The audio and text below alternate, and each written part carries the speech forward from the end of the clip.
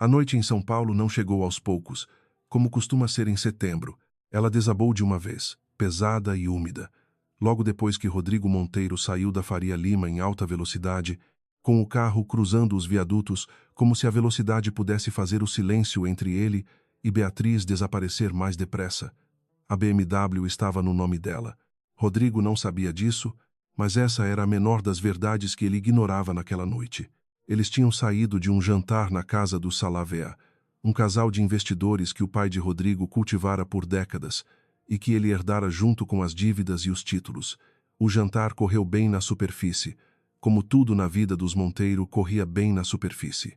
Beatriz usou o vestido azul escuro que Rodrigo tinha pedido que ela comprasse 3 meses antes, sorriu para os convidados certos, não bebeu mais do que 2 copos de vinho. Não falou de assuntos que pudessem parecer fora do lugar. Ela havia aprendido a geometria exata daquela vida. Foi no carro, na curva depois do Itaim, que tudo começou a se desfazer. Rodrigo jogou o celular sobre a central do console com uma pancada que fez o couro vibrar. Beatriz não virou a cabeça. Ela olhava pela janela, para as luzes do viaduto se multiplicando no vidro molhado, e esperava. Você me envergonhou esta noite, disse ele. A voz era baixa, controlada, o tipo de voz que fica mais perigosa quanto mais se fecha sobre si mesma. Beatriz continuou olhando pela janela. Eu não falei mais do que 10 frases durante o jantar inteiro, Rodrigo. Foi exatamente isso. A Daniela Salavia ficou me perguntando se você estava bem. Me perguntando. Como se eu fosse o responsável pelo seu humor. Ele bateu a mão no volante, leve, calculada. Às vezes fico me perguntando para que serve ter uma esposa se ela não consegue nem fingir que está presente. Beatriz virou a cabeça então. Havia algo nos olhos dela naquele momento, uma temperatura bastante distante de fúria, mais fria do que o mármore do hall de entrada da mansão Monteiro, que Rodrigo não conseguiu ler porque não estava olhando para ela. Ele só olhava para a frente. Para que serve ter uma esposa? Repetiu ela, baixinho, como se estivesse anotando a frase. Você sabe o que eu quis dizer. Sim, eu sei. Eles não falaram mais por quase 15 minutos. O trânsito escoou, a cidade foi ficando mais escura nas bordas, e Rodrigo começou a pegar a rodovia que levava ao condomínio em Alphaville, onde moravam. A chuva começou a cair fina, o tipo que não justifica ligar os limpadores, mas que vai acumulando no vidro até que você não consegue mais ver direito. Foi então que ele reduziu a velocidade. Não parou, só reduziu, encostando parcialmente no acostamento, as luzes de emergência piscando laranja no asfalto molhado. Beatriz olhou para ele. Desce, disse Rodrigo. Ela achou que tinha ouvido errado. O quê? Desce do carro. Eu não quero continuar essa viagem assim. Ele olhou para frente, para a escuridão da rodovia, as mãos firmes no volante. Chama um Uber, chama um táxi, chama quem você quiser. Beatriz ficou olhando para o perfil dele por 3 segundos. Depois pegou a bolsa do banco traseiro com uma calma que não era indiferença. Era outra coisa. Algo que tinha sido praticado durante tempo suficiente para virar postura. Ela abriu a porta, desceu para o acostamento e ficou de pé na chuva fina enquanto ele alcançava a maçaneta para fechar. Rodrigo, ela disse. Ele parou. Você se lembra de quem comprou esse carro? Ele não respondeu. O silêncio era a resposta de quem não entendeu a pergunta. Beatriz colocou a mão dentro da bolsa e tirou um chaveiro. Não o chaveiro dele. O dele estava no contato. O dela. Uma segunda chave da BMW, que existia porque o carro estava registrado no nome de Beatriz Helena Carvalho Monteiro, pago com uma conta que ele nunca tinha pedido para ver os extratos. Vai ser difícil voltar sem Uber, disse ela, e entrou no carro. Rodrigo levou um segundo para entender o que estava acontecendo. Quando levantou a mão para abrir a porta do lado do motorista, já estava trancada por dentro. Ele bateu no vidro. Beatriz não ligou o motor imediatamente.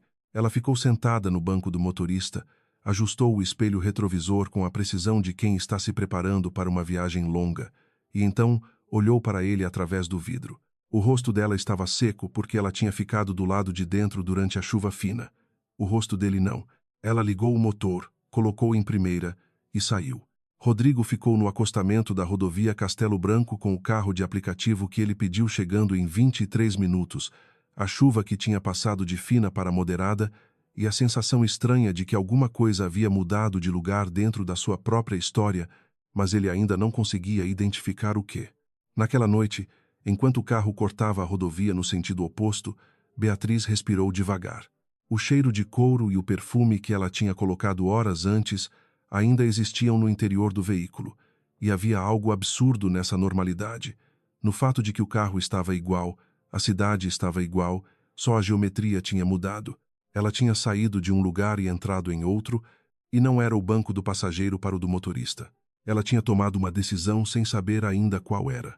O celular vibrou no suporte fixado no painel. Uma mensagem de um número que ela não tinha salvo, mas que reconhecia. 3 palavras apenas, sem ponto final. Você sabe o que fazer. Beatriz leu a mensagem 2 vezes. Depois desviou os olhos para a rodovia à frente, as luzes vermelhas dos carros na frente se multiplicando como brasas no asfalto molhado, e pensou que sabia, sim, o que fazer. Só ainda não tinha decidido se ia fazer. Ela desligou a tela do celular e ligou o rádio. Uma música antiga, o tipo que toca em programas de madrugada sem contexto ou explicação, preencheu o interior do carro. Beatriz atravessou a cidade inteira sem parar uma vez. Quando chegou em casa, o portão do condomínio abriu automaticamente ao reconhecer a placa. Ela estacionou no lugar dela, apagou as luzes e ficou sentada no escuro por um momento. Pensou em Rodrigo esperando na beira da rodovia. Pensou na cara que ele ia fazer quando chegasse e ela já estivesse dentro de casa. Pensou na palavra serve, que ele havia usado para descrever o papel dela. Depois pensou na mensagem. Havia 4 anos que alguém sabia o que Beatriz fazia. E havia 4 anos que esse alguém ficou quieto. Quando essa pessoa decide falar, não é por generosidade. Beatriz saiu do carro, entrou em casa e foi direto ao quarto de hóspedes. Não pelo orgulho da noite, por uma razão mais antiga, mais técnica, que só ela e uma mulher de 62 anos chamada Conceição Monteiro conheciam. A espera era parte do método de Beatriz. Ela não reagia no impulso, nunca havia reagido. Isso era uma virtude que Conceição tinha identificado nela antes mesmo do casamento e que tinha sido o motivo real para aquele contrato existir. Rodrigo chegou às 11h40. Beatriz ouviu o portão, ouviu os passos no corredor de pedra, ouviu a porta principal abrir e fechar com uma força que não chegou a ser batida, mas também não foi delicada. Ela estava sentada na cama do quarto de hóspedes com um caderno no colo, sem escrever nada, apenas segurando o peso do caderno como se ele fosse uma âncora. Ele não veio até o quarto de hóspedes. Ela sabia que não viria. Rodrigo Monteiro tinha 36 anos, cabelo escuro que já começava a entrar pelas têmporas e uma maneira de andar pelo corredor da própria casa como se estivesse inspecionando uma propriedade que não pertencia inteiramente a ele, que nunca havia pertencido inteiramente a ele, embora ninguém tivesse dito isso com essas palavras. Ele era o CEO do Grupo Monteiro. O cargo estava no cartão, no site, nos comunicados de imprensa. O que não estava em nenhum documento público era a estrutura que ficava embaixo disso tudo, invisível como o cimento dentro de uma parede. Beatriz tinha sido apresentada a ele numa tarde de terça-feira no escritório da Conceição, no 18º andar de um prédio da Paulista. Ela tinha 28 anos e trabalhava como coordenadora de controladoria numa empresa de logística que estava naquele momento sendo discretamente absorvida por uma holding que pertencia à família Monteiro. A reunião tinha sido convocada como um processo de due diligence. Só Conceição e Beatriz sabiam que ela era outra coisa.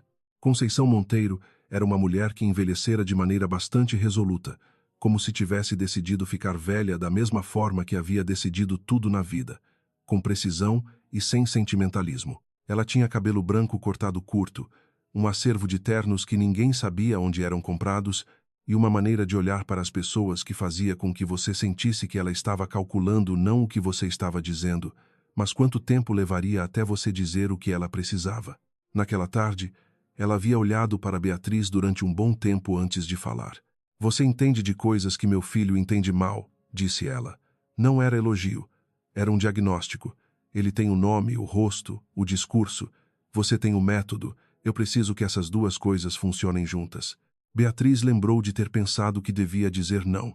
Lembrou de ter calculado o que significaria dizer não. Quais seriam as implicações para o emprego atual, para a empresa onde trabalhava, para o processo de absorção que estava em andamento, e então Conceição tinha colocado sobre a mesa um contrato. Não o contrato de trabalho, não o contrato de casamento, mas um terceiro documento que nenhum cartório tinha visto que nenhum advogado, com exceção de um único homem de confiança de Conceição, conhecia, que estabelecia exatamente o que Beatriz faria, o que ela receberia em troca e o que aconteceria se qualquer uma das partes saísse dos termos. A palavra casamento aparecia no documento como um instrumento, uma estrutura formal necessária para que Beatriz tivesse acesso às contas, aos contratos, às decisões que precisavam de uma assinatura legítima de dentro da família. Meu filho vai tratar, lá bem, disse Conceição naquela tarde, ou vai tratar, no início. Beatriz havia assinado. Ela não havia assinado porque estava desesperada. Havia assinado porque entendeu, naquele momento, que Conceição Monteiro estava lhe oferecendo algo que a maioria das pessoas nunca recebe, a chance de ter poder real sem precisar ter o nome certo. O problema com esse tipo de acordo é que ele funciona muito bem até o dia em que você começa a querer ser vista. No quarto de hóspedes, Beatriz abriu o caderno. Havia um número anotado na primeira página, com a letra dela, pequena e vertical. Abaixo do número, uma data, 18 meses atrás. Abaixo da data, 2 palavras. Ainda não. Ela tirou o celular do bolso e abriu a mensagem do número desconhecido. Você sabe o que fazer. Digitou de volta, devagar. Quem é você? A resposta demorou 4 minutos. 4 minutos era tempo suficiente para Beatriz perceber que a pessoa do outro lado estava escolhendo as palavras com cuidado. Alguém que foi mandada embora por saber demais. Mas eu guardei cópias. Beatriz ficou olhando para a tela.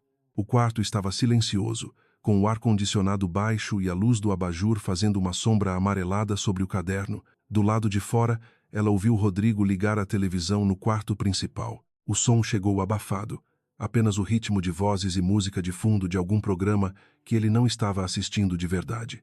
Ela digitou: "O que você quer?" Novamente uma pausa.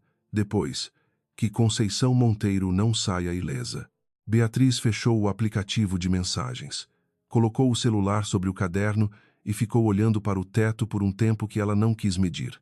Havia uma versão desta história em que ela não fazia nada. Ficava onde estava, dentro da geometria que tinha aceitado 4 anos atrás, invisível e intocável e absolutamente segura, enquanto o tempo continuava passando. Havia outra versão em que a mensagem era o começo de algo, mas ela ainda não sabia se era o começo de uma solução ou de um problema. O que ela sabia, com a clareza das coisas que você sabe há muito tempo, mas só nomeia quando é forçada, era que Rodrigo tinha parado o carro numa rodovia à noite e mandado ela descer, e que essa era a segunda vez que ele fazia algo assim. A primeira vez tinha sido com palavras no escritório, na frente de 2 sócios.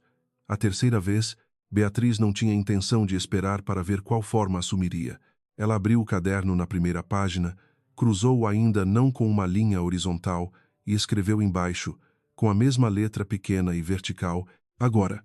Rodrigo acordou às 6h20 sem ter dormido direito, com aquela sensação específica de mal-estar que não é causada por doença, mas por algo ter ficado sem resolução enquanto ele dormia. O quarto estava escuro, o ar-condicionado em 16 graus como ele sempre deixava, e por um momento, antes de lembrar, tudo estava normal. Depois ele lembrou. Não foi a cena do acostamento que voltou primeiro. Foi a imagem dela sentada no banco do motorista, ajustando o espelho com aquela precisão irritante, como se estivesse se preparando para algo que já havia ensaiado, como se soubesse que ia acontecer. Rodrigo ficou olhando para o teto por alguns minutos. Do lado de fora, o condomínio já tinha os primeiros sons da manhã, o caminhão de lixo passando na rua principal, um cachorro latindo 3 casas adiante. Ele alcançou o celular na mesa de cabeceira e abriu os contatos. O nome de Fábio Castro apareceu terceiro na lista de recentes. Fábio era advogado, havia sido advogado da família Monteiro por 12 anos, mas naquele momento Rodrigo discou para o número pessoal e não para o escritório. Atendeu no segundo toque. "Rodrigo, são 6h30. Eu sei. Me conta sobre a BMW." Uma pausa. "Que BMW?" "A minha. A que eu uso. Preciso saber em cujo nome está registrada." Houve um silêncio do tipo que não é ausência de resposta, mas ausência de certeza. "Isso. Posso verificar." "Por que você está perguntando isso agora?" "Fábio. O nome no documento." Outra pausa, mais curta. "Eu preciso puxar os arquivos. Posso te ligar em 1 hora?" Rodrigo desligou sem responder sim ou não. Ficou deitado mais alguns minutos. Depois foi ao banheiro, Depois desceu para a cozinha, onde a empregada, Dona Sônia, já tinha feito café e estava cortando frutas com a concentração silenciosa de quem aprendeu a não existir nas manhãs difíceis dos patrões. Beatriz não estava na cozinha, não estava na sala. O carro dela, a BMW que agora tinha uma carga diferente no nome, estava na garagem quando ele passou pela janela lateral. Ela estava em casa. Rodrigo bebeu o café em pé, olhando para o jardim. Havia uma geometria nos anos da convivência com Beatriz que ele nunca havia questionado por que funcionava. Ela cuidava das coisas. Era discreta nos eventos. Não pedia muito. Não exigia conversas que ele não queria ter. Quando ele estava ocupado, ela estava em outro cômodo. Quando ele precisava dela, ela aparecia. Era um casamento muito eficiente e Rodrigo havia confundido eficiência com felicidade por tempo suficiente para não mais perceber a diferença. O que havia acontecido na noite anterior era diferente. Não era só uma discussão. Era alguma coisa que tinha mudado de ângulo de maneira que ele ainda não conseguia nomear, como uma mobília que você move 2 centímetros e o quarto inteiro parece diferente. Fábio ligou às 7h40. Rodrigo estava no escritório em casa, a porta fechada. O carro está registrado em nome de Beatriz Helena Carvalho Monteiro, disse Fábio. A voz era cuidadosa, do jeito que advogados ficam quando não querem ser responsabilizados pela informação. Pago integralmente. Nenhum financiamento, nenhuma pendência. Com qual conta? Rodrigo, isso vai exigir que eu acesse os extratos da conta dela. Você é o advogado da família. Dela também, teoricamente. Há um conflito de interesse aqui que precisamos conversar sobre. Rodrigo ficou em silêncio por 3 segundos. Então diz o que você pode me dizer. Fábio escolheu as palavras com o cuidado de quem está desarmando alguma coisa. O que eu posso te dizer é que quando olhei para os arquivos que tenho do inventário patrimonial do grupo, há algumas estruturas societárias que não são irregulares, mas são mais complexas do que eu esperava para uma holding familiar desse porte. Há uma empresa constituída há 4 anos, no mesmo período do casamento, cujos sócios eu precisaria verificar mais a fundo para confirmar. Que empresa? Precisaria de pelo menos 2 dias para te dar esse nome com certeza. Você tem 2 dias, Fábio, mas não 2 e 1. Ele desligou e ficou olhando para os papéis que havia espalhado sobre a mesa, contas que não eram contas, eram sumários executivos, relatórios que a própria Beatriz às vezes passava para ele assinar, sem que ele lesse com atenção, porque eram operacionais, eram internos, eram coisas que ela cuidava. Esse cuidava tinha passado por dentro de 4 anos de matrimônio com a descrição de uma corrente de fundo e Rodrigo só estava sentindo o puxão agora porque havia mandado a mulher descer do carro e ela havia levado o carro junto. Às 10 da manhã, ele saiu para o escritório no centro expandido. Era uma quarta-feira comum. As reuniões aconteceram. Os sócios presentes não sabiam de nada.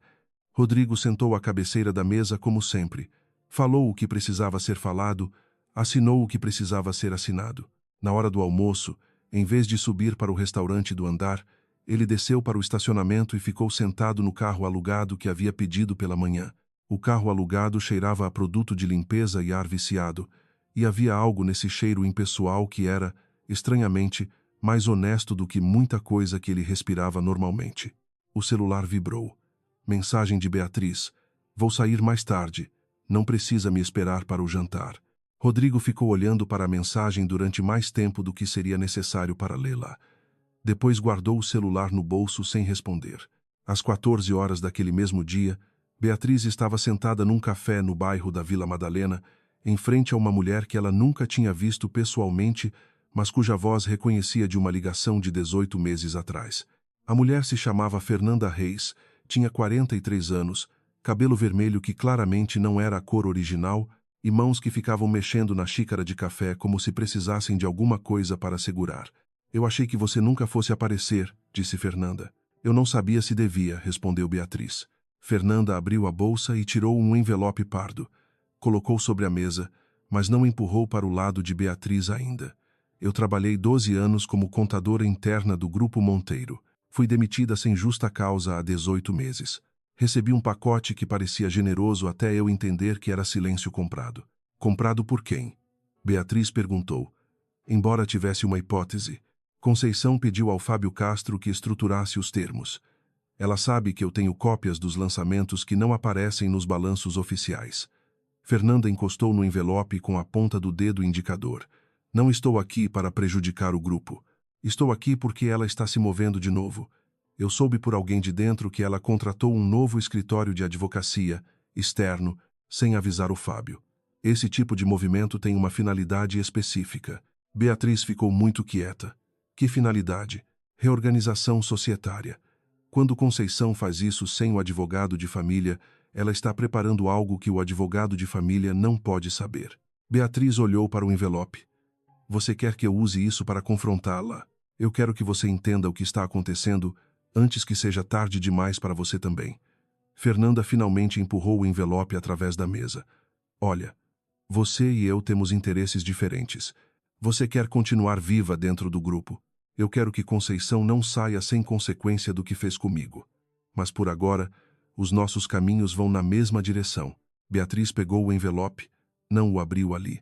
Colocou dentro da bolsa com o mesmo cuidado que usava para tudo, como se o envelope fosse mais frágil do que na verdade era, ou mais perigoso. Como eu sei que posso confiar em você? Perguntou Beatriz. Fernanda deu uma risada curta. Não pode, ainda, mas pode verificar o que está dentro. Se as contas batem, você vai entender que eu não preciso inventar nada. A realidade já é suficiente. Beatriz pagou os 2 cafés, levantou-se e saiu do café antes de Fernanda. Na calçada, com o sol da tarde de setembro batendo no concreto com aquele calor que parece refletido de baixo para cima, ela ficou parada um momento antes de caminhar em direção ao carro. Ela havia confiado rápido demais. Sabia disso enquanto estava acontecendo. Mas havia algo nas informações de Fernanda que não era invenção, porque se encaixava demais com coisas que Beatriz já tinha notado, mas havia decidido não nomear. As movimentações menores nas últimas semanas, o escritório externo que ela mesma tinha visto na agenda de Conceição sem entender o motivo, a forma como Conceição havia ligado na semana passada para perguntar sobre um documento específico de uma maneira que, olhando para trás, soava menos como pergunta e mais como verificação.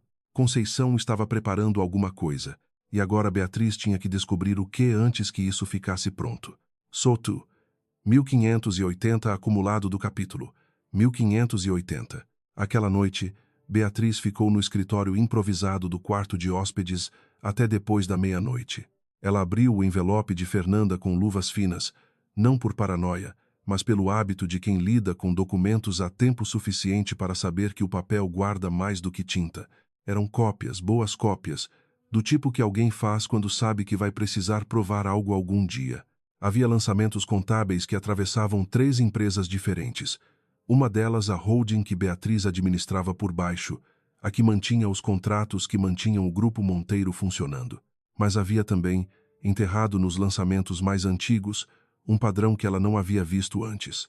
Transferências pequenas, regulares, quase imperceptíveis individualmente, que saíam de uma das contas operacionais da empresa dela e iam para uma conta que ela não reconhecia. A holding que Beatriz administrava estava sendo esvaziada aos poucos, não de maneira que fosse aparecer num balanço de uma vez, da maneira que você esvazia um lugar de poucos em poucos, ao longo de tempo suficiente para que pareça normal. Beatriz ficou com esse conhecimento por um bom tempo antes de decidir o que fazer com ele. Havia uma data nos documentos que era mais recente do que as outras, há 3 meses. Isso significava que o processo tinha começado, ou acelerado, 3 meses atrás. 3 meses atrás, o que tinha acontecido? Ela tentou puxar a memória. Conceição tinha vindo jantar. Tinham conversado sobre nada em particular. Rodrigo tinha viajado para Brasília por 2 dias, e então havia o contrato. O documento que existia entre Beatriz e Conceição, que estabelecia os termos da estrutura toda.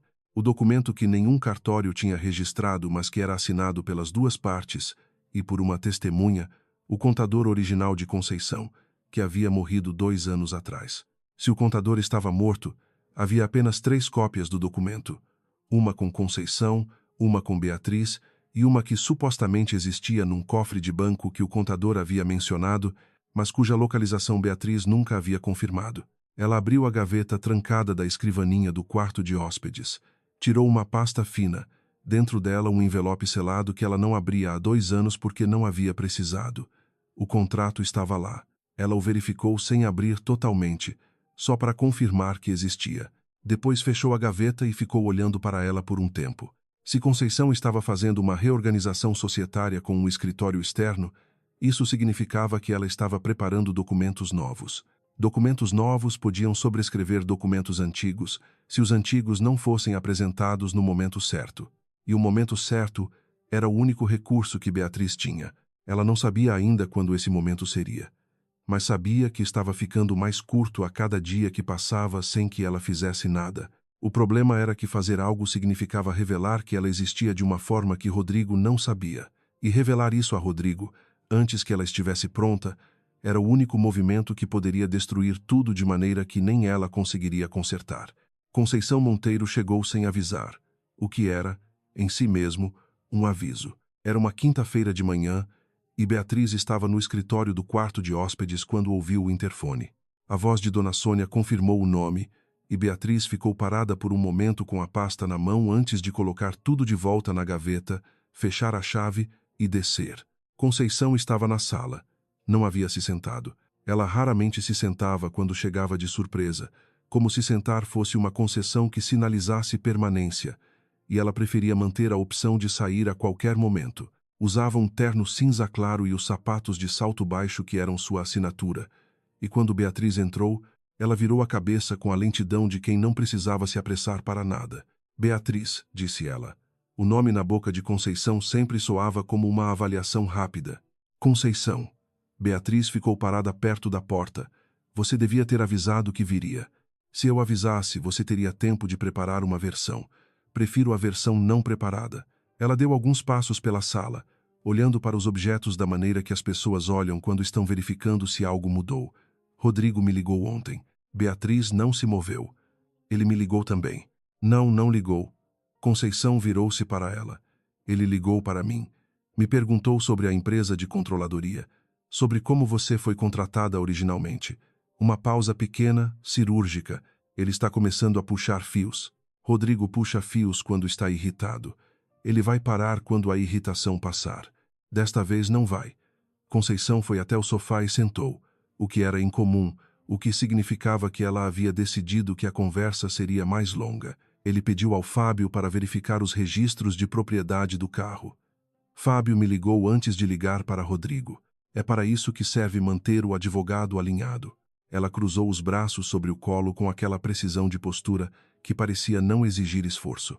Quando Rodrigo descobre que o carro está no seu nome, ele começa a se perguntar o que mais está no seu nome. E isso é um caminho que não pode ser percorrido sem que a estrutura toda apareça. Beatriz foi até a poltrona do lado oposto e sentou.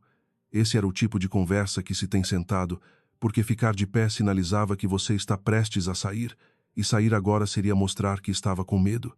Você veio para me avisar ou para me orientar? Perguntou Beatriz. Vim para as duas coisas. Conceição olhou para ela com aqueles olhos que calculavam e que não disfarçavam que estavam calculando. Há uma maneira de lidar com isso que preserva a estrutura. Rodrigo precisa entender que você administra a controladoria da família, porque foi uma decisão estratégica que ele mesmo aprovou há 4 anos, quando assumiu o cargo. Há atas de reunião que confirmam isso. Atas que eu escrevi. Atas que existem. A origem do documento não é o problema. O conteúdo é o que importa juridicamente. Beatriz ficou olhando para ela. Você está me dizendo para mentir para o meu marido. Estou te dizendo para apresentar a situação dentro de um enquadramento que seja verdadeiro o suficiente para funcionar.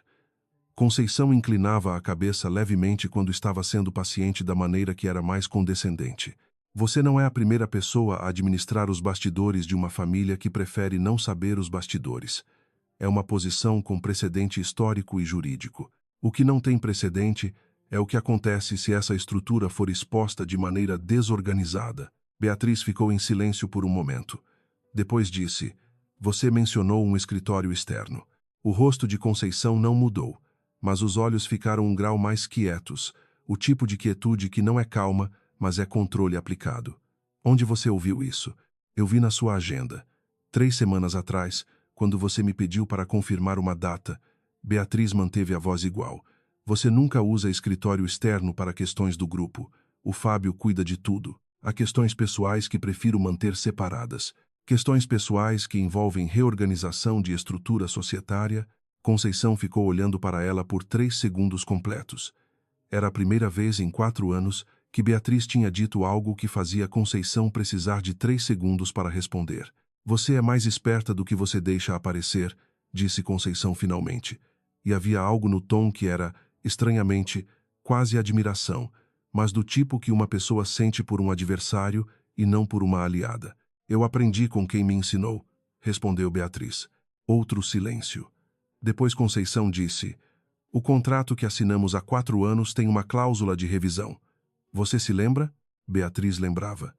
Havia uma cláusula que dizia que qualquer uma das partes podia solicitar revisão dos termos com 90 dias de antecedência e mediante acordo mútuo. Eu não solicitei revisão, disse Beatriz. Não, mas eu posso. Conceição levantou-se, e agora o movimento de ficar de pé tinha outra carga. Era o encerramento de uma conversa nos termos dela. Ainda não enviei a notificação formal, mas estou te dizendo agora, como cortesia, que estou considerando. Beatriz levantou-se também. Por que você está me contando isso? Porque prefiro que você entenda a situação com clareza do que descubra de uma maneira que te faça reagir de forma inconveniente. Conceição pegou a bolsa que havia colocado sobre a mesa de centro. Você fez um bom trabalho, Beatriz. A estrutura está sólida. Os contratos estão em ordem. Você entregou o que foi contratada para entregar. Uma pausa. Mas os contratos terminam. É a natureza deles. Ela foi até a porta da sala. Antes de sair, virou-se uma última vez. Rodrigo está com o ego ferido por causa do carro. Trate isso logo. Um marido distraído por orgulho é um marido que faz perguntas que não devia fazer. E saiu. Beatriz ficou parada na sala por um tempo depois que a porta fechou.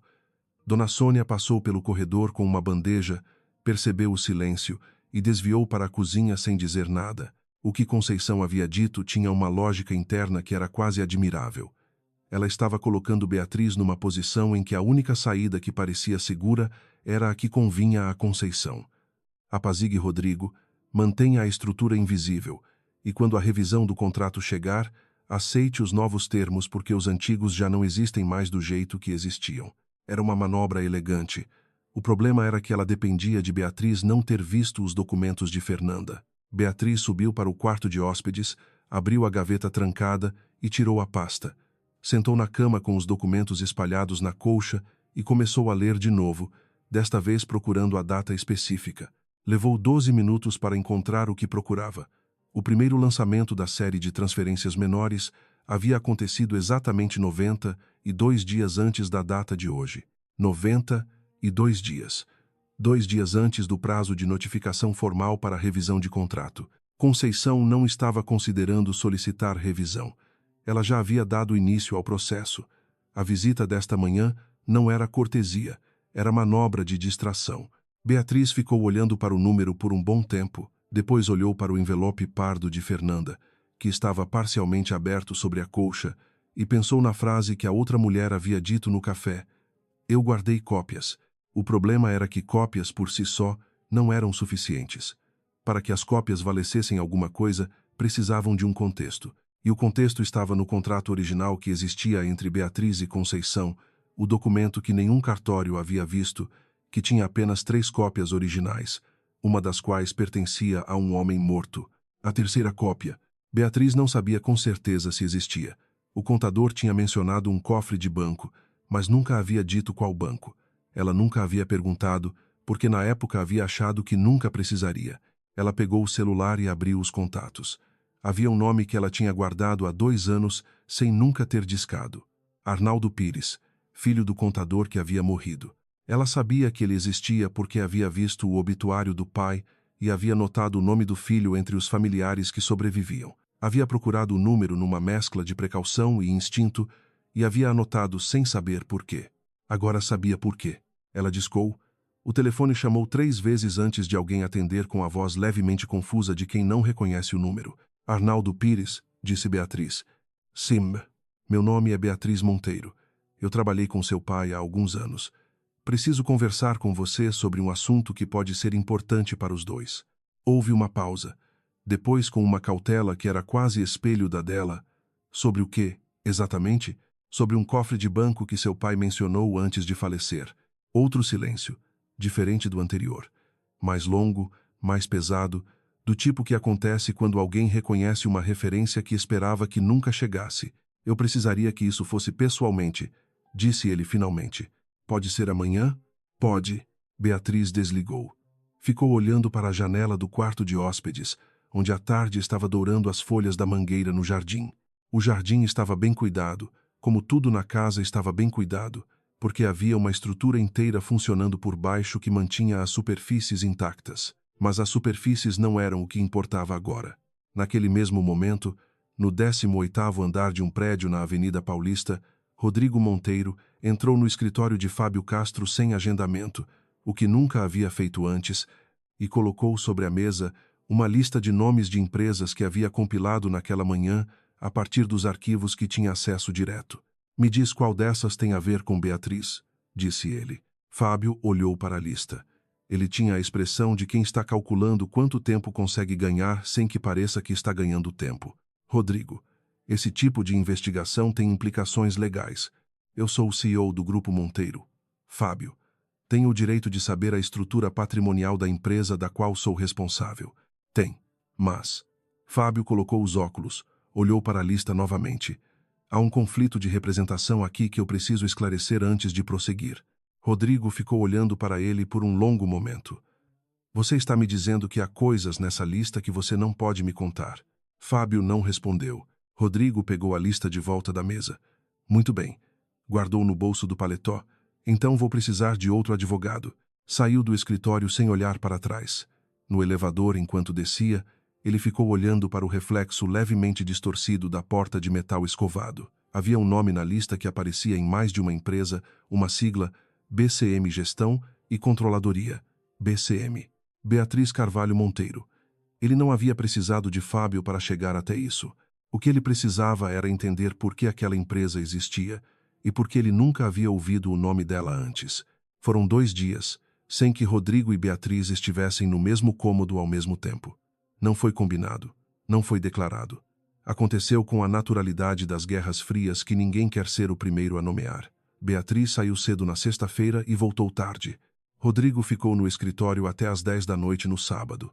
Na manhã de domingo, eles se encontraram na cozinha e Dona Sônia percebeu o tipo de silêncio entre eles e foi tratar do jardim sem que ninguém pedisse. A reunião com Arnaldo Pires havia acontecido na sexta-feira à tarde. Ele tinha 50 e poucos anos, óculos de leitura presos no bolso da camisa e a postura de alguém que carregava uma responsabilidade há tempo suficiente para ter lá incorporado a própria coluna vertebral. Eles se encontraram num cartório, que foi escolha dele, não dela, e Beatriz havia entendido a escolha.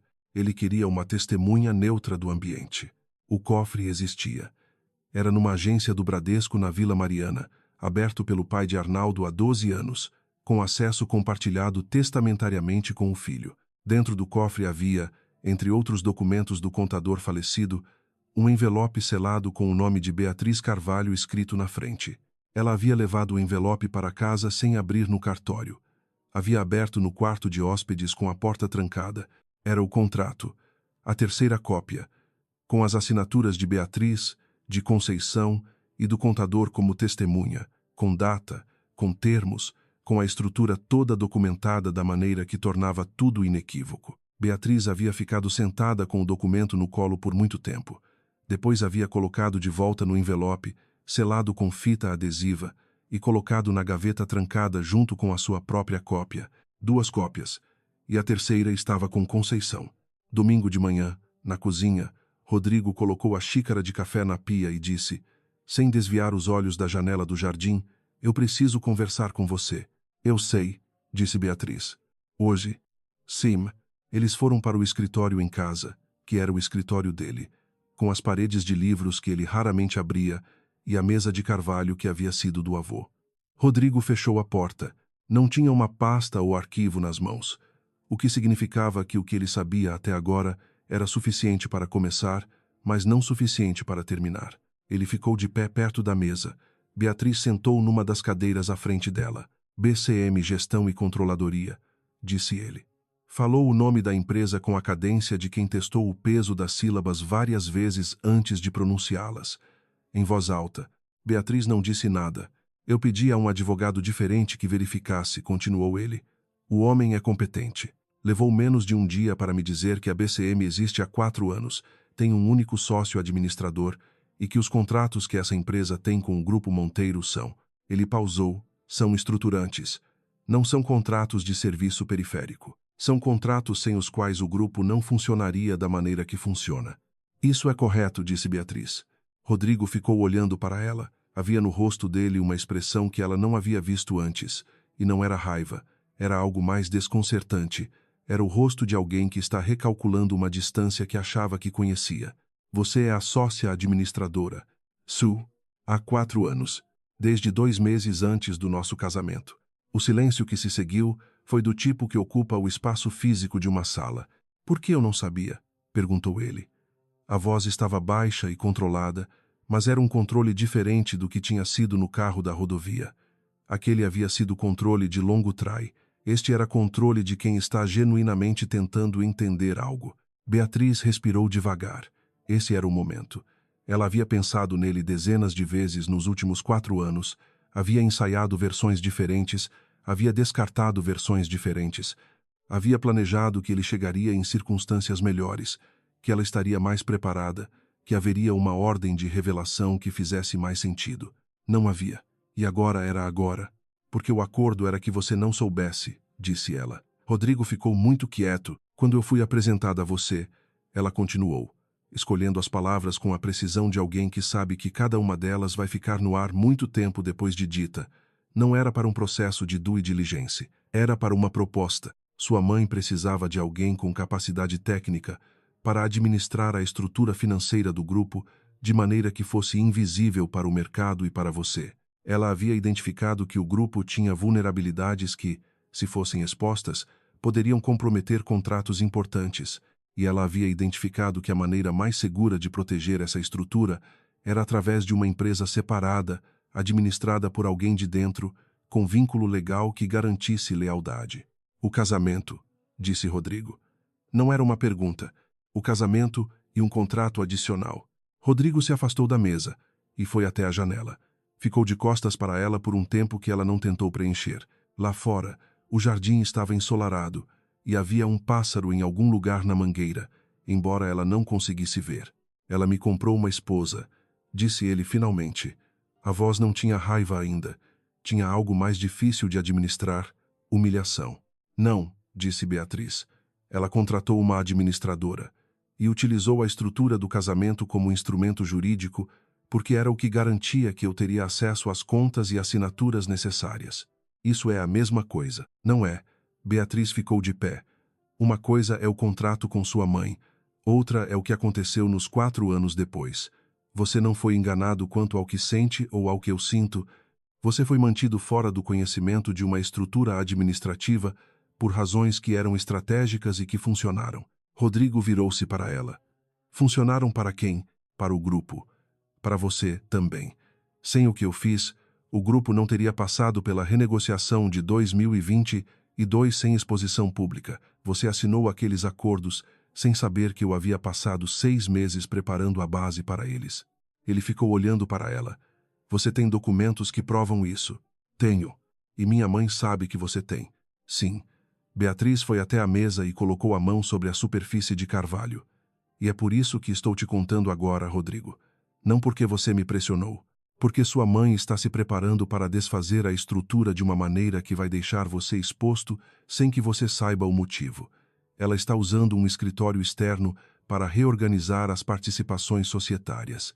Se ela conseguir fazer isso antes que o contrato original seja apresentado, eu não tenho mais base jurídica. E você não tem mais a estrutura que mantém o grupo sólido. O silêncio que se seguiu foi diferente dos anteriores. Era o silêncio de alguém que está reorganizando um mapa interno que havia tomado muito tempo para construir. Que contrato original, disse Rodrigo. O contrato entre mim e sua mãe, que estabelece os termos da estrutura, minhas obrigações, meus direitos e a origem da BCM. Beatriz olhou para ele diretamente. Há 3 cópias. Uma com ela, uma comigo, e uma terceira que eu localizei na sexta-feira. Rodrigo ficou olhando para ela por um tempo longo. Depois foi até a cadeira atrás da mesa, a cadeira do avô, e sentou, não como o CEO sentando para uma reunião, como um homem que precisava sentar. Quanto tempo você tem antes que ela finalize o movimento dela? Perguntou ele. Dias. Talvez uma semana. E o que acontece se ela finalizar antes? A estrutura que protege o grupo é dissolvida. As participações societárias se reorganizam de uma maneira que eu não controlo mais. E sem o contrato original sendo apresentado, eu não tenho evidência de que havia um acordo anterior que foi violado. Rodrigo ficou olhando para a mesa. Havia uma caneta sobre ela, simples, preta, o tipo que ele usava para assinar documentos que Beatriz havia preparado sem que ele lesse com atenção. Ele a pegou, girou entre os dedos. Por que você não foi embora? Perguntou ele. Há 4 anos. Quando ficou claro como isso era. Por que você ficou? Era uma pergunta que Beatriz havia feito para si mesma, com frequência suficiente para ter uma resposta. Mas a resposta verdadeira era mais complexa do que qualquer versão que ela havia ensaiado. No começo, era o acordo. Depois, era o trabalho. Eu sou boa no que faço, Rodrigo, e havia algo que importava em manter isso funcionando. Ela pausou. E depois havia outras razões, que são mais difíceis de articular em 2 minutos numa conversa que começou assim. Ele olhou para ela. Não disse nada por um momento. Depois, e o carro? O carro eu comprei porque precisava de um veículo para compromissos que não podiam aparecer na conta do grupo. Ficou no meu nome por praticidade. Uma pausa pequena. Eu não planejei usar isso daquela maneira na rodovia. Aconteceu. Rodrigo soltou uma respiração que não chegava a ser uma risada, mas tinha alguma coisa da estrutura de uma. Eu mandei minha esposa descer de um carro que era dela. Você mandou, concordou Beatriz. Outro silêncio. Depois ele colocou a caneta de volta sobre a mesa e disse: O que você precisa de mim agora? Era a pergunta certa. Era a primeira pergunta certa que ele havia feito em 4 anos. Talvez porque fosse a primeira vez que ele havia entendido que havia algo que ela precisava que ele não era capaz de dar por conta própria. Preciso que você não interfira no que vou fazer com sua mãe, disse ela. E preciso que você esteja disponível para assinar um documento nos próximos dias. Se eu precisar de uma assinatura que seja da família Monteiro. Rodrigo ficou olhando para ela. Havia algo no rosto dele que ela não soube nomear completamente naquele momento, mas que era diferente de tudo o que tinha estado lá nas últimas semanas. Pode ser, disse ele. Beatriz saiu do escritório. No corredor, parou por um momento com a mão na parede. A luz da tarde entrava pela janela do fundo e fazia um quadrado longo no assoalho. O twist estava na mesa. O contrato estava nas mãos dela. Conceição ainda não sabia que a terceira cópia havia sido encontrada. E havia, ainda aberta, a questão do que Conceição faria quando descobrisse. Soute, 1866 total acumulado capítulo 4, 1866, naquela tarde, enquanto Beatriz voltava para o quarto de hóspedes para reorganizar os documentos e traçar o próximo passo, o telefone de Conceição tocou na sala grande da mansão em Higienópolis. Ela atendeu sem olhar quem era, um hábito de quem está acostumada a que as pessoas importantes sempre liguem quando devem. Era o advogado do escritório externo. O processo de reorganização está pronto para protocolo, disse ele. Podemos avançar ainda esta semana. Conceição ficou olhando para a janela. Lá fora, o jardim de Higienópolis estava dourado com o fim da tarde. Há alguma pendência? Uma. Precisamos confirmar que não há nenhum contrato anterior referente à BCM que possa ser apresentado como instrumento oposto à reorganização. Não há, disse Conceição. Uma pequena pausa. Com certeza? Com certeza. Ela desligou, ficou olhando para o jardim por um tempo. Havia algo no tom do advogado que ela não gostou, uma hesitação pequena demais para ser acaso. Ela pegou o telefone de novo e discou para um número diferente. O homem que atendeu não era advogado, era alguém que verificava coisas que precisavam ser verificadas com discrição. Preciso saber se Beatriz Monteiro esteve num cartório da Vila Mariana nos últimos 3 dias, disse ela. A resposta demorou 4 horas. Quando chegou, Conceição ficou sentada com o telefone na mão por um bom tempo depois de desligar. Depois foi até a janela e ficou olhando para o jardim novamente, mas desta vez o que estava vendo não era o jardim. Ela havia subestimado Beatriz.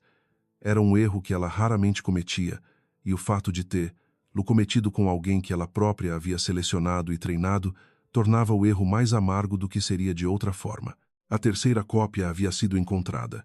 O que isso significava era que a reorganização, se fosse adiante nos termos planejados, poderia ser contestada. E se fosse contestada com os documentos certos, na ordem certa, poderia não apenas ser revertida como poderia expor todo o arranjo original, incluindo as partes que Conceição preferia que permanecessem invisíveis. Ela precisava agir antes que Beatriz apresentasse o documento. O prazo que havia sido de dias havia se tornado agora, talvez de horas. Conceição chamou o motorista. Havia um lugar onde ela precisava ir, e havia uma conversa que precisava acontecer antes que qualquer papel chegasse a qualquer mesa. Conceição chegou ao condomínio às 18h45, sem avisar, pela segunda vez em menos de uma semana. Mas desta vez havia uma diferença na maneira como ela tocou o interfone, mais rápida, sem a pausa calculada que era sua assinatura. Beatriz estava na sala, com o envelope dos 2 contratos na bolsa e o celular em cima do canto de vidro da mesa, quando Dona Sônia veio avisar. "Deixa ela entrar", disse Beatriz. Ela ficou de pé. Havia decidido ainda no começo da tarde que quando esse momento chegasse, ela não ia se sentar. Não porque sentar fosse uma fraqueza, mas porque havia posições que tinham que ser tomadas de pé. Conceição entrou com a urgência controlada de quem nunca corre, mas que naquele momento estava, em todos os sentidos práticos, correndo. Ela usava o mesmo terno cinza da manhã de quinta-feira, o que significava que havia saído de Higienópolis diretamente, sem passar por casa. "Arnaldo Pires", disse Conceição, parando no centro da sala. Não cumprimentou, não fez rodeios. "Sim", disse Beatriz. "Você foi ao cofre?" "Fui." Conceição ficou olhando para ela por um momento, com aquela expressão de cálculo que Beatriz havia aprendido a ler ao longo de 4 anos. A novidade era que agora, pelo que conseguia ver, os cálculos não estavam dando o resultado que Conceição esperava. "Você não vai usar aquele documento", disse Conceição. A voz tinha a firmeza de quem está tentando transformar um desejo em fato pelo peso da enunciação. "Se você apresentar o contrato, a estrutura inteira fica exposta. Isso prejudica o grupo. Prejudica você também. Prejudica o grupo que estava sendo esvaziado pelos últimos 3 meses", respondeu Beatriz. "Ou você quer me explicar os lançamentos que a Fernanda Reis guardou?"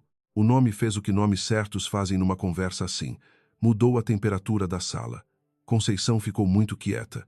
Fernanda Reis é uma ex-funcionária com problemas pessoais e uma lista de reclamações que não tem base jurídica, disse ela. Mas a voz havia perdido um grau de firmeza. Ela tem extratos contábeis, que cruzam com as movimentações da BCM nos últimos 3 meses, que mostram uma série de transferências saindo das contas operacionais que eu administro em direção a uma conta que não está no organograma do grupo. Beatriz manteve a voz igual, o tipo de igualdade que é mais dura de sustentar do que a raiva. Você estava esvaziando a estrutura antes de desfazer. Lá, para que quando a reorganização fosse protocolada, houvesse menos lá do que deveria haver.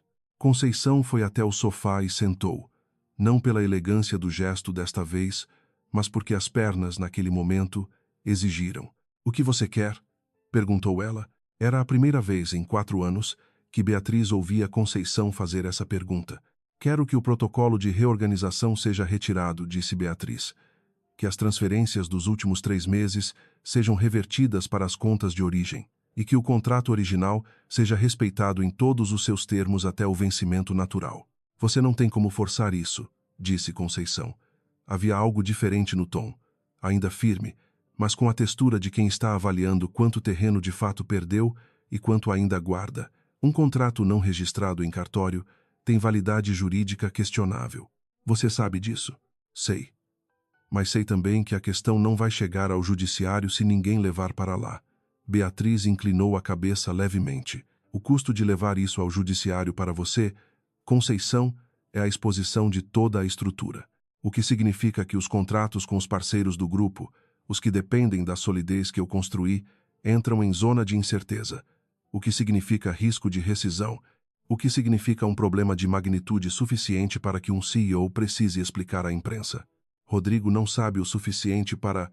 Rodrigo sabe, disse Beatriz. O silêncio que se instalou depois disso era de um tipo diferente de todos os que haviam existido naquela sala em anos de visitas e conversas e negociações veladas. Era o silêncio de uma estrutura que havia dependido de uma pessoa não saber e que acabava de descobrir que essa pessoa sabia. Conceição ficou olhando para ela com algo que, em qualquer outra circunstância, poderia ser chamado de respeito. Você foi me contar, disse ela. Não era acusação, era constatação. Fui. Por quê? A pergunta foi feita com genuína curiosidade, o tipo que aparece quando alguém recalcula uma pessoa e ainda não chegou ao resultado, porque ele tinha o direito de saber. Beatriz ficou olhando para Conceição por um momento, e porque eu cansei de ser invisível. Conceição ficou em silêncio por um tempo suficiente para que o sol terminasse de mudar de ângulo pela janela. Então disse: se eu retirar o protocolo e reverter as transferências, preciso de uma garantia de que os documentos de Fernanda Reis não chegam a lugar nenhum. Fernanda vai precisar de um acordo separado com você, disse Beatriz. Ela tem demandas próprias que não são as minhas, mas posso facilitar uma conversa se as condições que pedi forem atendidas primeiro. Você negocia como sua mãe devia ter sido, disse Conceição. Havia algo na voz que era quase, mas não completamente, amargura.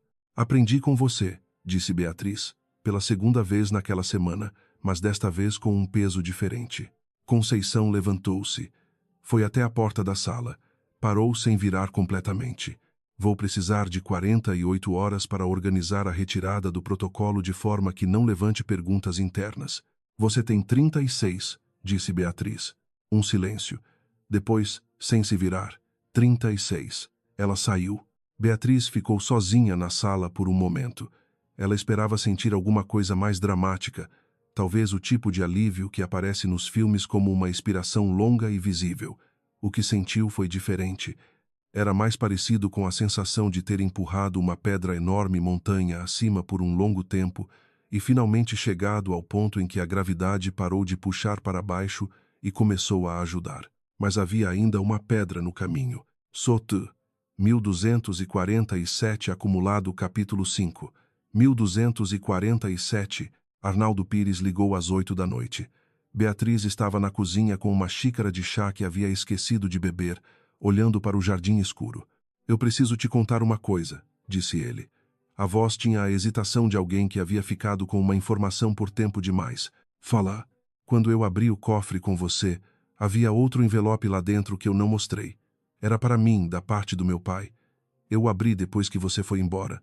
Uma pausa. Ele continha uma carta e outro documento. Beatriz colocou a xícara na pia. Que tipo de documento? Uma adenda ao contrato original, assinada só por minha pai e por Conceição Monteiro, sem a assinatura de você. Outro silêncio. A adenda estabelecia que, em caso de dissolução da BCM por iniciativa de qualquer das partes, os ativos da empresa não iriam para você, mas para o Grupo Monteiro diretamente. Beatriz ficou de pé muito quieta. Isso é juridicamente válido sem a minha assinatura? Meu pai era contador, não advogado. Eu não sei, mas se alguém apresentar isso como parte do contrato original antes que o contrato seja formalmente reconhecido, pode ser usado para argumentar que eu não tenho direito sobre os ativos que administrei, terminou ela. Sim. Beatriz fechou os olhos por um momento. Depois abriu e olhou para o jardim escuro. Você vai me dar esse documento? Já enviei foto para seu celular. O original fica comigo por enquanto, caso seja necessário como prova de que existia separado do contrato principal. Beatriz agradeceu e desligou. Abriu o celular, viu a foto, leu a adenda 2 vezes. Era um documento de uma página, datilografado, com a assinatura de Conceição e do contador numa linha que claramente não estava no contrato original que ela havia assinado. Havia uma possibilidade de que Conceição não soubesse que Arnaldo havia encontrado isso, e havia a possibilidade oposta, que era mais assustadora. Ela foi até o escritório onde Rodrigo estava. Bateu na porta. Posso entrar? Ele estava com um livro no colo, o que era incomum o suficiente para ela perceber. Levantou os olhos. Pode. Ela entrou, fechou a porta e ficou parada perto da estante. Havia uma maneira de apresentar isso que era estratégica e havia uma maneira que era honesta, e ela havia passado tempo suficiente sendo estratégica. Tem um problema, disse ela. Rodrigo colocou o livro na mesa lateral. Me conta. Ela lhe mostrou a foto no celular. Ele leu a adenda. Ela observou o rosto dele enquanto ele lia, o modo como a testa se contraiu levemente no meio e depois se abriu de novo quando chegou ao final. Ela tentou fechar a saída, disse ele. Sim, antes mesmo de você ter a chance de sair. Ele devolveu o celular. Isso é bastante calculado. É o que ela faz. Rodrigo ficou olhando para ela por um momento. O Fábio Castro pode contestar isso. Fábio é advogado de família. Se houver conflito de interesse declarado, ele não pode representar os dois lados. Então não estou mais do lado dela. Rodrigo disse isso como se estivesse confirmando algo que havia decidido antes, mas ainda não havia declarado em voz alta. O que eu preciso fazer? Beatriz ficou olhando para ele. Havia algo nessa pergunta que era diferente da pergunta da manhã. Não era mais sobre entender a situação. Era sobre estar dentro dela. Eu preciso de uma carta sua, assinada como CEO do Grupo Monteiro, confirmando que a BCM foi uma estrutura autorizada e administrada em benefício do grupo, que a decisão foi tomada em reunião de diretoria com o seu conhecimento. Ela pausou. Essa carta não vai ser completamente verdadeira no sentido de que você sabia no momento, mas vai ser verdadeira no sentido de que era o que deveria ter acontecido e de que você está reconhecendo agora. Rodrigo ficou olhando para ela. Você está me pedindo para mentir. Estou pedindo que você use a verdade que você tem agora para corrigir o registro de uma situação que foi errada desde o início. Ela ficou olhando para ele diretamente. É diferente de mentir. Ele ficou em silêncio por um bom tempo. Havia o som da casa à noite, o ar-condicionado em algum cômodo, um carro passando na rua do condomínio. Depois ele foi até a mesa, abriu a gaveta, tirou o papel timbrado do grupo e a caneta preta de sempre. Dita, disse ele. Beatriz ditou. Rodrigo escreveu com a letra que era maior do que a dela, mais angulosa, a letra de alguém que havia aprendido a assinar antes de aprender a escrever com cuidado. Quando terminou, assinou. Datou, passou para ela. Ela olhou para o papel. Estava correto. Estava no formato que precisava estar. Obrigada, disse ela. Rodrigo ficou olhando para ela. E então disse, com a voz de alguém que está empurrando uma frase para fora de um lugar onde ela havia ficado presa por mais tempo do que devia, eu te mandei descer de um carro que era seu. Mandou, disse ela. Não é uma coisa que se desfaz com um papel? Não é. Ele ficou em silêncio. Depois, você vai ficar? A pergunta era pequena demais para o tamanho do que carregava. Beatriz ficou olhando para ele por um momento, para o rosto que ela conhecia de 4 anos de café da manhã e jantares e noites em que ele dormia no quarto ao lado, e ela ficava acordada trabalhando em documentos que mantinham o que era dele de pé. Não sei ainda, disse ela, mas não estou saindo hoje à noite. Rodrigo assentiu. Havia alguma coisa nesse assentimento que era diferente de um acordo. Era o reconhecimento de que havia espaço para uma resposta que não era nem sim nem não, e de que esse espaço era legítimo. Então faz um café, disse ele. O da dona Sônia é bom, mas o seu é melhor. Beatriz ficou olhando para ele por um segundo. Depois disse, você nunca me disse isso antes. Eu sei. Uma pausa pequena. Tem várias coisas que eu não disse. Ela foi até a porta. Antes de sair, virou-se. Rodrigo, o carro ainda está no meu nome. Ele olhou para ela com algo que não era um sorriso completo, mas que tinha a estrutura de um. Eu sei. Ela foi fazer café, na manhã de terça-feira, 32 horas depois da conversa com Conceição. O protocolo de reorganização societária foi formalmente retirado.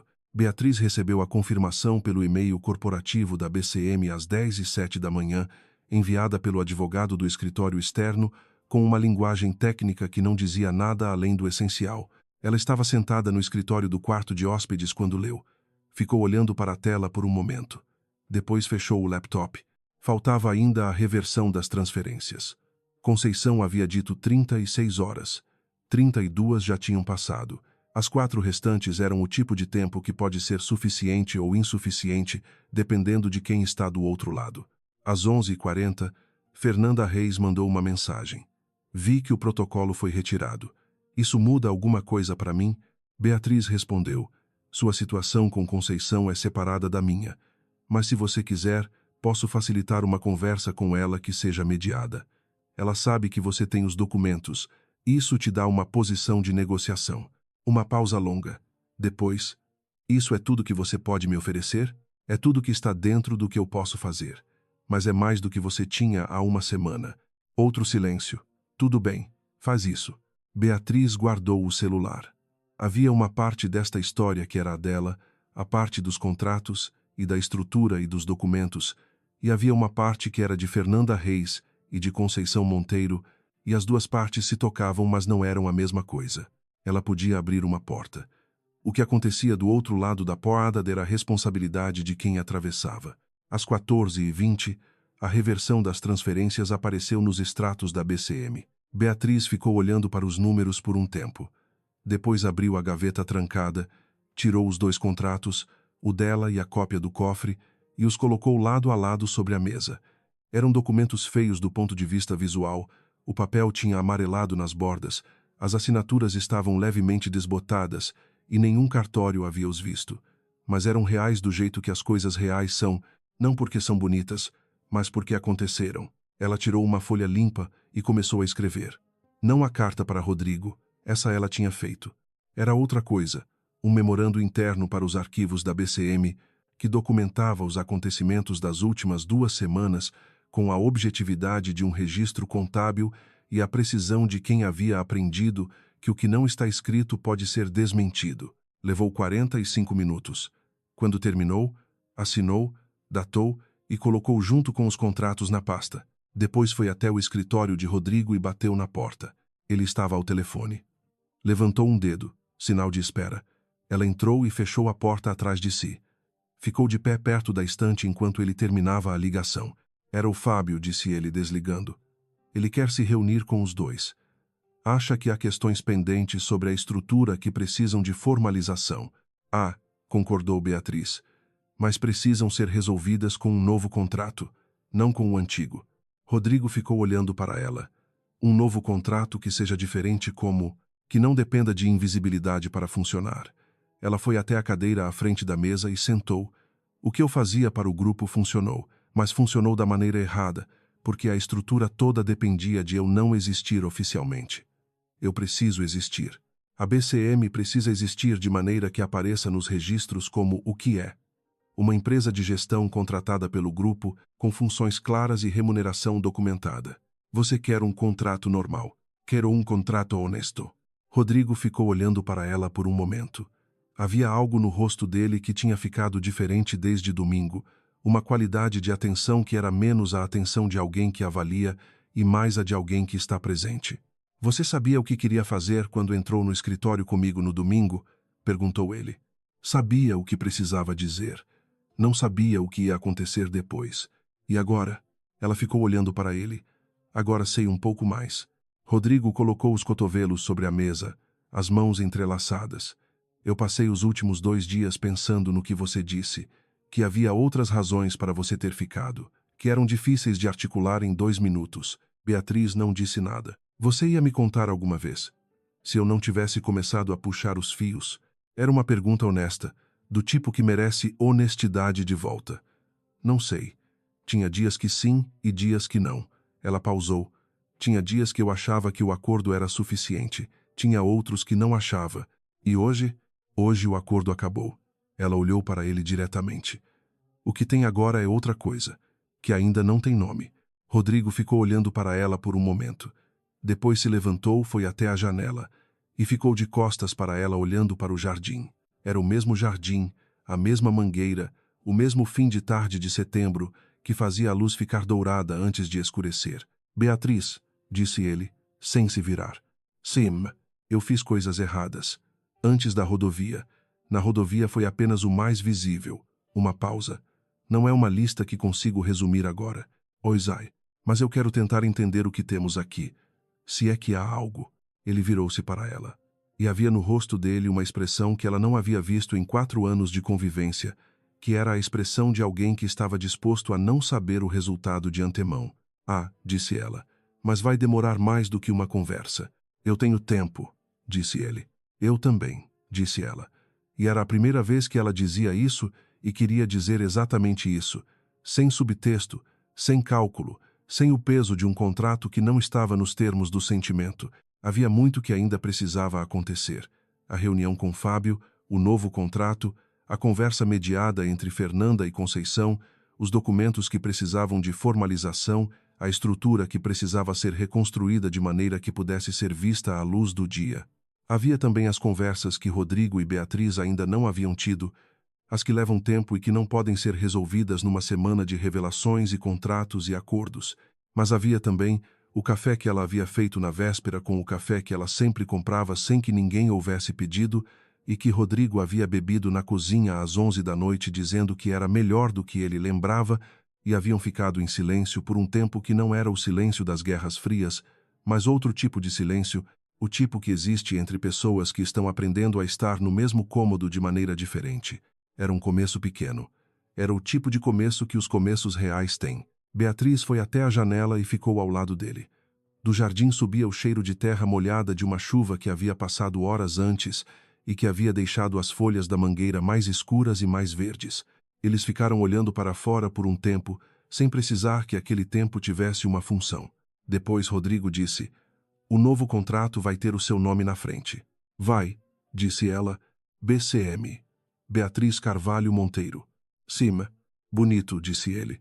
Nunca tinha pensado nisso. Beatriz olhou para ele. Havia algo nessa observação pequena que era maior do que parecia, porque era a primeira vez que ele havia dito o nome da empresa como se fosse dela e não como se fosse uma descoberta perturbadora. "Estava aqui o tempo todo", disse ela.